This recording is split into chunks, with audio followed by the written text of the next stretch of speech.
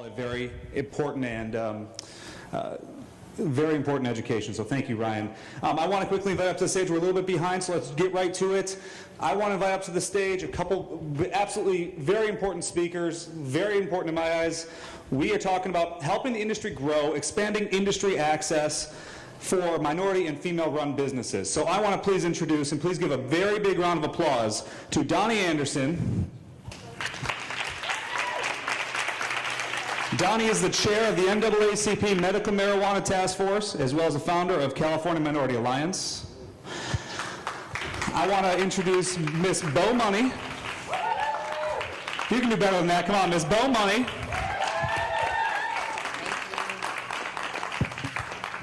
She's turned into a very good friend, and she is the founder, correct, of the Women Abuv Ground.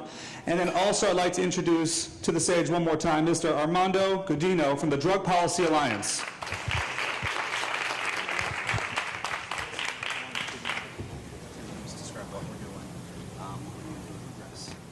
Okay. Yes. Ladies and gentlemen, Ms. Belmonte's going to take the microphone first. Hi, how are you?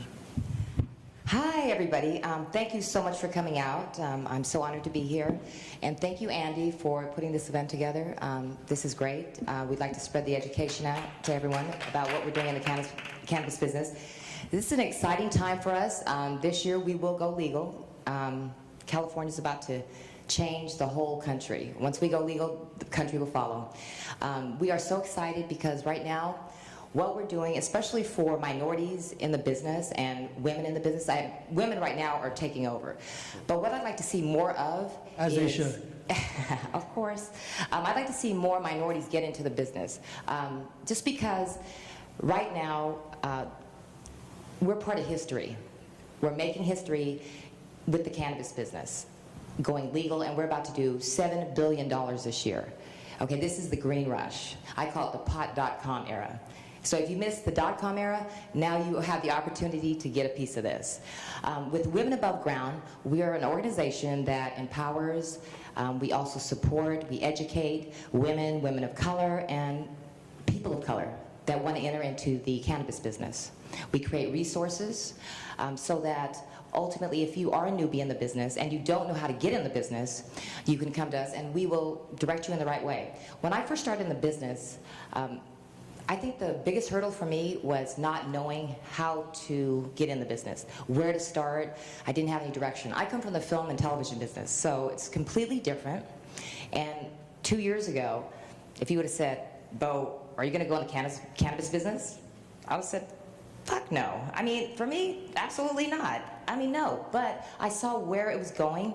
Not only that, I am the co-founder of That Glass Jar, which is a organic topical cream that actually kills the MRSA bacteria. I didn't create the cream because I wanted to go into topicals. I created this cream because my girlfriend was dying of MRSA.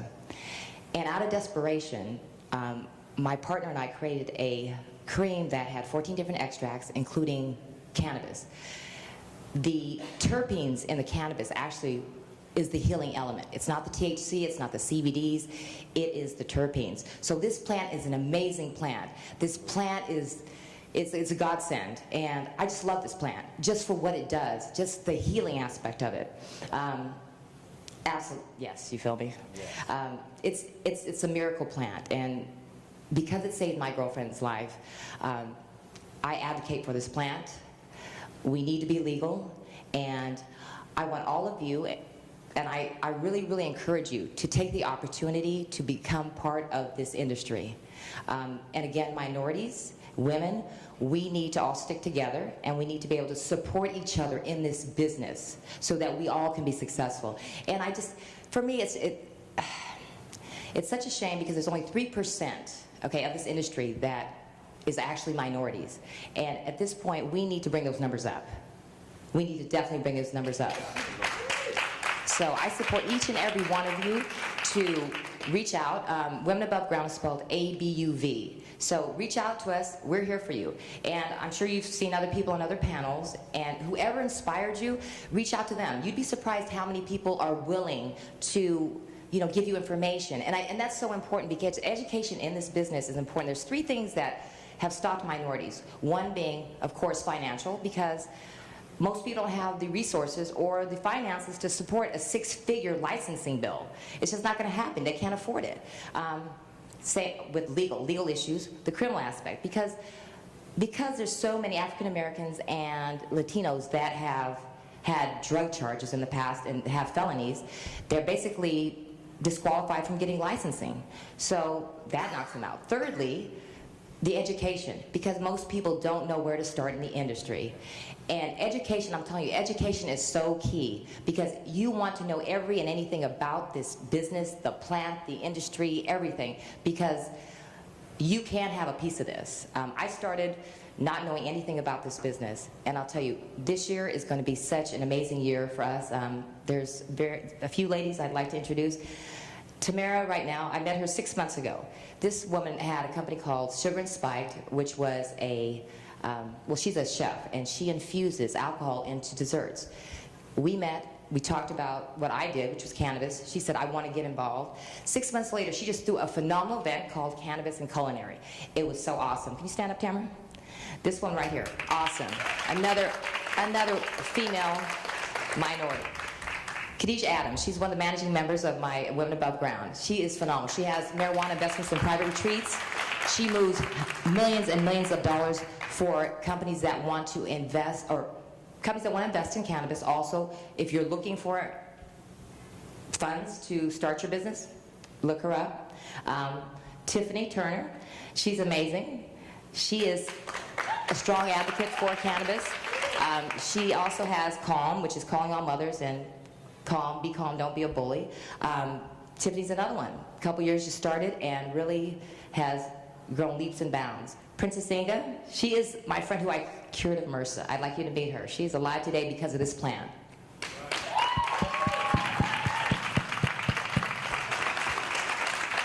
And the real hemp queen, Vanessa Adams. There she is right there. This woman is amazing. She is probably one of the most aggressive marketers out there in the business. She single-handedly launched the Rocky Mountain High brand, which is a hemp-infused beverage in Southern California. She is amazing. And NorCal, yes, with Canada Energy. She's amazing. But we are all women of color. We are all women that are doing things in the industry, and we all encourage you to come on board. Please reach out to any of us. We're here for you. Thank you. How you guys doing? My name is Donnie Anderson, and I wear a couple of hats. One is the chair for the NAACP Cannabis Task Force. And what I do with that is I deal with state and local law enforcement, as well as we're dealing with Governor Brown and his office and working with the DPA. And what we do is make sure that minorities have a stake in this industry. We've been the ones most affected by the drug that we didn't bring here, but we've been the ones going to prison for it.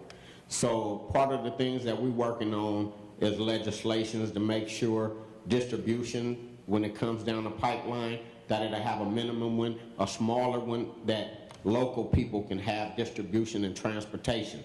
So it's a few things. I'm also the founding board member of the California Growers Association. My partner Hezekiah Allen couldn't make it today, but we're doing some wonderful things with distribution and transportation that deals with Governor Brown, and we're writing an ordinance with that. So it's a bunch of things that we're working on, and we're making sure that we go and speak to other cities. We write an ordinance for a couple of cities right now. We deal with the city attorneys, the mayors, the law enforcement, like they was doing some raids the other day in Riverside. So I had to go speak with the chief out there and find out why they raiding one group of people and this other group of people that's not being raided. So what he informed to me was it was just growers calling on other growers about their competition. So what I said is, before you raid, you should do your homework and research and find out really what it is. So you got to the point that you found out what it is, so how can we come to a happy medium? So what he said is, we need to, they're gonna send out a pamphlet with our NAACP organization in Riverside to inform the tenants and the residents who own their property what they can grow. It's 24 plants, but it can't protrude your gate. So you're allowed to grow that in Riverside. So our whole thing is education. And with the California Minority Alliance, we did a partnership with the Latinos for Cannabis, Fannie and Gabriel. And we're doing some wonderful things about educating our community. Because like this young lady said, one of the main things is lack of resources, lack of education. So what we do is we working with the NBA players, we working with some NFL players, and what we're doing is they want to get in this space. My partner spoke earlier, Virgil Grant. We own 3 collectives, and we have one that's in the county that when we went and spoke to the boards of supervisors, they said, well, we have a ban. We had a license before the ban. So they said, what we're going to do is we're going to find out what adult use does. And once that happens, we'll be able to open up and let you guys come back in with your license. So we have a couple of cultivations and stuff like that, all legal, that ties in with our dispensaries as well. So we're educating people that's coming out of prison, bring them in, we're training them, and we're giving them jobs. We want to make sure that they understand that they can work in this space. And like I said, working with the DPA, and it was a no-brainer for the NAACP to support ALMA. When DPA brought them to the table, they said that they want to work with us because we was the most race that was hurt by the war on drugs, the failed war on drugs. So when we came together, we made it make sense. And like I said, with CGA, my partners, they, you know, Hezekiah and them, they take a what is it, they're in the middle against it. They neutral. But like I told them, I stand with ALMA because they came to us, and what happens to my community is the biggest thing for us, to make sure that we getting money put back in our communities from ALMA. Like our whole thing was, let's put the money back to where the cities that was most affected by the war on drugs. Let's make sure that when the vote passes, that immediately those that's in prison for nonviolent felonies that can apply to get released right away.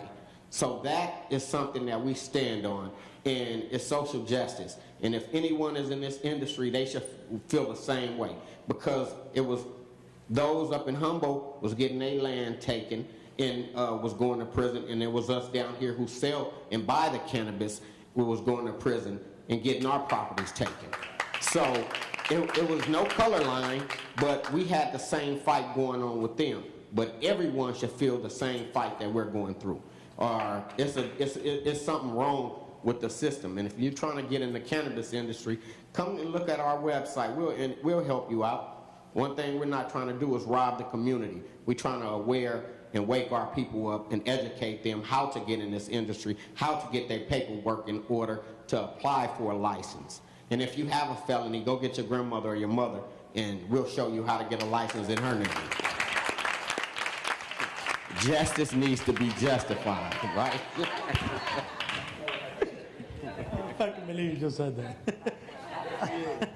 Get your grandmother or your mother. That's pretty dope, Donnie. Let me tell them our website. Our website is CaliforniaMinorityAlliance.com. Check us out. You know, boom.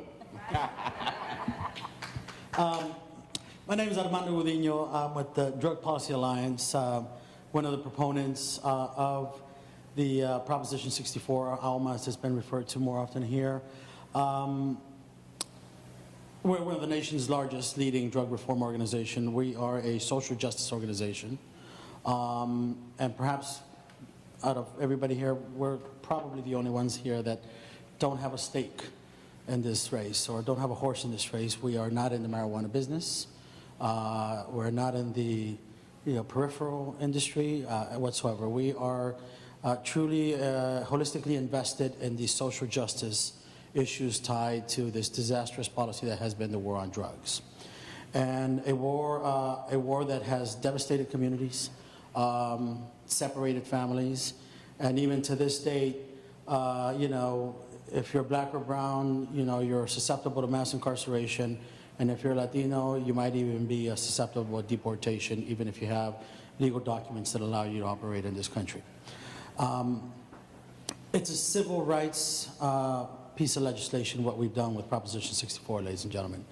We are, the industry itself grew out of two emerging movements. One, the marijuana reform movement, and two, the social justice movement. And it's grown into a unbelievable beast. You know, Mark did his presentation earlier, and I really like that presentation because I think it starts to give you a scope, an idea of the challenges, as well as the size of the industry. And, you know, in keeping with the theme about increased industry access, I'm actually going to paint a bit of a grim picture for you. And I'm doing this strategically with hopes that it'll motivate those of you who are seeking to get into the industry to join up and partner with folks like the ones up on this stage, and even us as a public policy organization. And what is that? Somebody earlier referenced, you know, the Achilles heel of I think it was you, right, Mark? Of California. And it is the industry itself that is navigating really dangerous waters. You know, it's no secret that people are calling on each other and competitors and what have you. But look, you know, we at the Drug Policy Alliance, we saw that marijuana reform was a necessity because nearly 750,000 people are arrested every year for petty marijuana possession crimes, mostly black and Latino men. And, you know, knowing that drug use and drug sales is the same among white, black, and Latino, yet enforcement is exercised predominantly in black and brown communities. But fast forward to today, here we are on the eve of legalizing, developing some sort of infrastructure. And for those of you that are seeking to join the industry, you should be aware that there is a growing movement within the industry of protectionism. And I'll go one step further, fucking monopoly, ladies and gentlemen. It's exactly what we're dealing with. At the Drug Policy Alliance a couple of weeks ago, myself and you know, my bosses and colleagues, we decided to start shifting from working on the legalization part of it to implementation, right? We're making our way out of the marijuana industry. And we decided to take a pit stop at the implementation process because we saw something coming down the pipeline. Right now, today, sitting in the offices of the LA City Council, by the way, City of LA holds about roughly, what, 4 million people, right? 4 million people, the county about 10 million, all the other 4 states combined roughly bring in something like 17 million, the state of California 40 million. Now, just to contextualize this, the marijuana capital of the world is here, Los Angeles County. There is language sitting on the offices of the LA City Council, where 4 million people live, that is arguing that a cap be created for a set number of individuals to only have access to the industry. 133 is the number where it's kind of teeter-tottering. Below that, there's less of those that are actually fully accessible to the legalized process or the regulation process. That is to say, by the way, in the language, and when I say language, I'm talking of actual ordinance consideration. These are folks who are advocating that a law be written into the city that this become the governing body for regulated marijuana at the recreational level. That this body have first bids, first access, grandfathering in is something you hear a lot in the public policy arena. That, by the way, they would also have first access to cultivating licenses, right? You already have the retail section. 133, give or take, businesses for a $1 billion industry.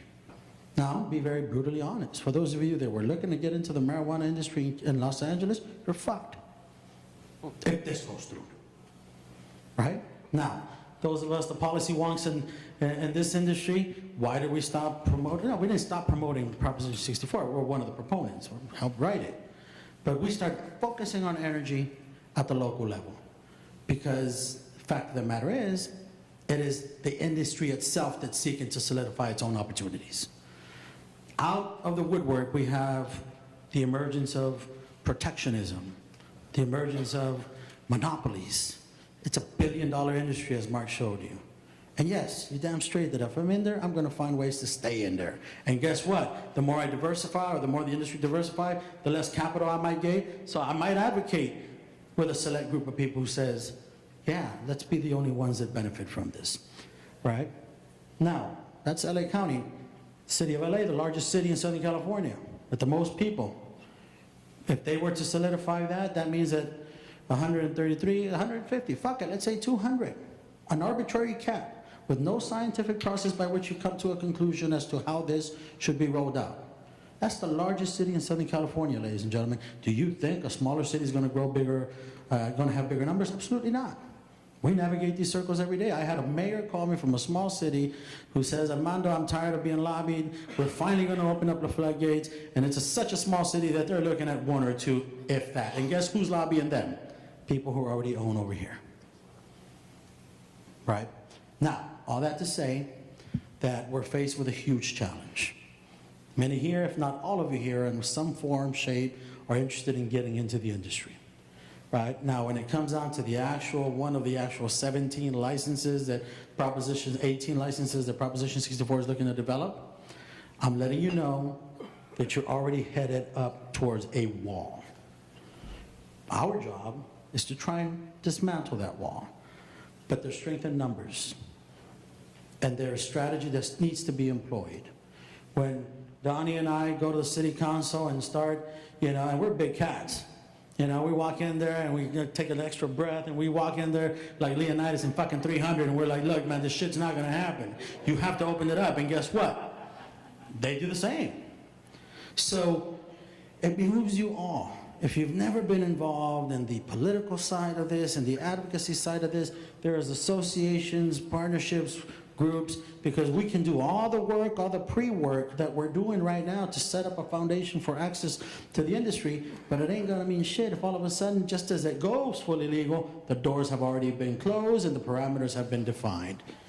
So I wanna encourage all of you guys, connect with us, the three of us out here. Donnie and I work together at the Drug Policy Alliance. We're a public policy organization dedicated to this issue. And I'd be more than happy to share our contact information moving forward. In closing, I just want to say one more thing, is that there is so many different facets of the cannabis business, or businesses in the cannabis business, besides cultivating or dispensaries. So keep in mind that there's so many other avenues to be involved in, but you're still involved in the cannabis industry. Like, for instance, all of us up here, none of us are cultivators, none of us are growers, but we're still actively in the business. There's hemp products, there's, that are completely legal, that you can distribute all around the world. It's no problem. What I always say is that whatever you have a passion for, just transfer that into cannabis. So if you are, whatever your skill set is, transfer that into cannabis. And that's when you will find that you will be able to live in purpose. So. Well, one more. We're working with a couple of the city councilmen. We have a Thursday a breakfast with Herb Wesson. He called us, had his office reach out to us through Alice, and Herb said he wants diversity because the same people that goes to the city council meetings to speak to about 4 African American men are predominantly whites. So they're coming in to talk about putting stuff in our communities instead of putting back into our communities. See, one thing about it is we want to make sure whatever dispensaries, because see, they didn't want it, one thing about it, they didn't want to have dispensaries or anything south of the 10 freeway. We fought for that. That was one of the things that we fought for, because I don't feel that our patients should have to go to Beverly Hills or Wilshire to get their medication. They can get the same good medication in their neighborhoods from people that looks like them. So I just wanted to say that we have a couple of the city councilmen that came to us, and we're working, and we're going to make some changes on the proposition that they put forth. That 135 is not going to stand up, trust me. One more round of applause for these three up here. Real movers right now in the industry. Thank you so much. The bar is open. Go have fun. We have a bar upstairs, some fresh food upstairs. Let's take a break. We'll be back in a few.